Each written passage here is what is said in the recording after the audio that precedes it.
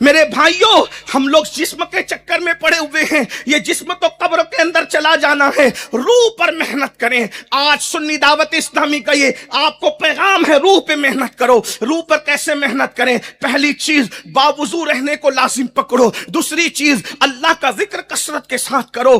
ذکر الہی روح کی غذا ہے، ذکر الہی روح کی غذا ہے۔ جتنا ذکر کثرت سے کرو گے روحانی طاقت بڑھے گی۔ اب میں ابھی روحانی طاقت کا ذکر کرتا ہوں آپ کے سامنے آگے۔ روحانی طاقت کیا ہے؟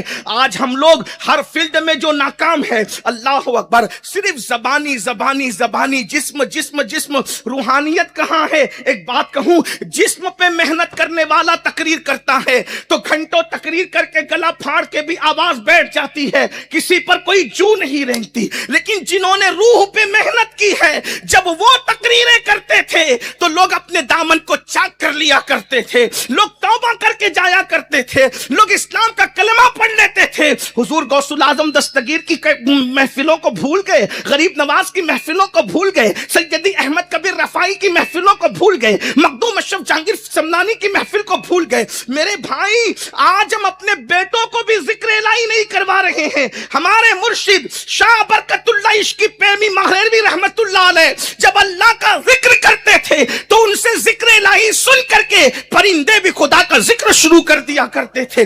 جس کی گلی کے پرندوں کو بھی ذاکر بنایا ہے، یہ روحانی طاقت کی برکت ہے۔ آج اس امت کے پاس روحانیت کا خاتمہ ہو گیا، بلکہ روحانی سلسلہ جو ہے وہ بہت منقطع ہو گیا ہماری زندگیوں سے۔ تو اللہ کا ذکر کرو۔ ایک بات بتاؤں، جو اللہ کا ذکر کرے گا وہ کسی غیر کا ذکر کیوں کرے گا؟ آج ذکر الہی ختم ہوا تو غیبت شروع ہو گئی، ذکر الہی ختم ہوا چغلی شروع ہو گئی، ذکر الہی شروع ہوا اس کی بات شروع ہو گئی۔ میرے بھائیوں، ہمارے اسلاف یہ سب نہیں کرتے تھے۔ ذکر اللہ کرو، زبان سے کرو، اتنا کرو، فرمایا حدیث پاک میں آتا ہے، اللہ کا ذکر اتنی کثرت کے ساتھ کرو کہ لوگ تمہیں ذکر کرتا دیکھ کر دیوانہ سمجھنے لگے، لوگ تمہیں پاگل سمجھنے لگے۔ کثرت سے اللہ کا ذکر کرو۔ اس کے بعد خدا کے ذکر کے ساتھ درود شریف کی کثرت بھی ہونی چاہیے، تلاوت قرآن بھی ہونا چاہیے۔ بلکہ بزرگوں نے ایک شیڈول پیش کیا ہے کہ ہم لوگ اس کے مطابق جو ہے وہ زندگی گزار سکتے ہیں۔ میں ایک چھوٹا سا خاکہ حضرت ہمارے مرشد سرکار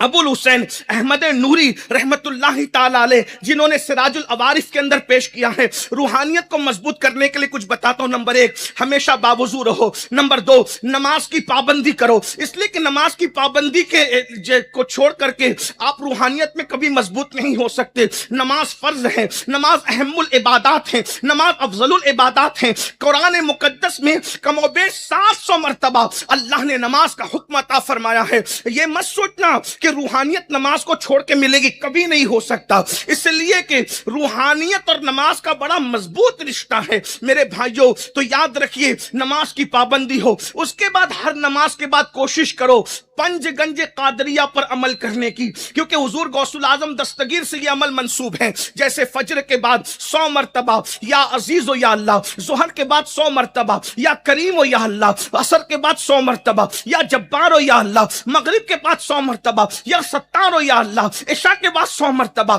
یا غفار و یا اللہ۔ یہ صغیر ہے اور کبیر بھی ہے، وہ آپ وہاں دیکھ سکتے سراج العوارف کے اندر، دلچسپی ہو تو اس طرف توجہ کریں۔ اس کے بعد پھر جو ہے سونے سے پہلے 3 مرتبہ سورہ مزمل شریف کی تلاوت کر لیں۔ یہ وہ عمل ہے، فرمایا، جو سونے سے پہلے 3 بار سورہ مزمل پڑھتا ہے، روحانیت کا بڑا معاملہ اس کا ہوتا ہے، شرح صدر نصیب ہوتا ہے، دل میں نور آتا ہے اور اللہ اس کو وہ مقام عطا کرتا ہے، جو دعا کرتا ہے قبول ہوتی ہے۔ اسی پہ بس نہیں، بلکہ جو سوچنے لگتا ہے وہ بھی پورا ہونے لگتا ہے، بڑی برکت ہے اس کی۔ اور روزانہ 100 مرتبہ استغفار پڑھا جائے۔ استغفار کی 3 برکتیں اللہ کے رسول علیہ السلام نے بیان فرمائی ہے۔ روحانیت کو مضبوط کرنے میں کلمہ طیبہ، درود شریف اور استغفار یہ اکسیر کا درجہ رکھتے ہیں۔ اللہ کے رسول علیہ السلام فرماتے ہیں، جو 100 بار روزانہ استغفار کرے گا، پہلی بات اللہ اس کی